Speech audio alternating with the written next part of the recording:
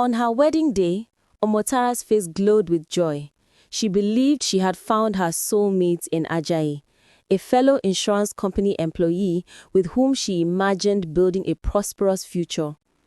They would pool their resources, share responsibilities, and create the life they both dreamed of, or so she thought. Reality struck hard just a year into their marriage. When Omotara fell ill during her pregnancy, Ajayi showed no compassion. Instead of support, she received criticism. Instead of partnership, she faced indifference. He refused to help with household chores or prepare for their baby's arrival, and he gradually shifted the family's financial burden onto her shoulders alone. The birth of twins 3 years later pushed Omotara to her breaking point. Now juggling 3 children, a demanding full-time job, and the entirety of domestic responsibilities, she transformed from a vibrant young woman into an exhausted shell of herself.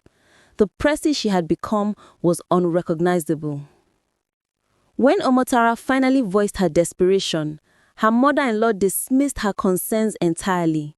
A woman must hold her home together, no matter what, she was told, as if suffering in silence was a badge of honor. Meanwhile, Ajayi lived without constraints. His salary funded nights out with friends and lavish international vacations, while his wife drowned in responsibilities he refused to share. The final blow came when Ajayi moved out completely, renting a small apartment on Lagos Island, closer to his office. There, he hosted friends and threw wild parties, fully embracing his freedom, while his family struggled without him. Omotara had endured enough. She moved herself and her children into a smaller, more affordable flat and began rebuilding their lives without him. Then came the twist that exposed everyone's true intentions. When Ajayi fell seriously ill the following year and could no longer walk, his family suddenly remembered Omotara existed. They searched frantically for her, expecting her to return and assume the role of caregiver for the man who had abandoned her in every meaningful way. But Omotara had already made her choice. She ignored their calls, rejected their pleas, and ultimately left the country with her children to start fresh elsewhere.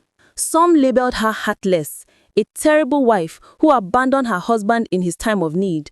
But most of her friends stood firmly behind her decision, insisting she had done what was necessary for her survival and her children's well-being. Was Omotara right or wrong for refusing to care for the husband who had failed to care for her?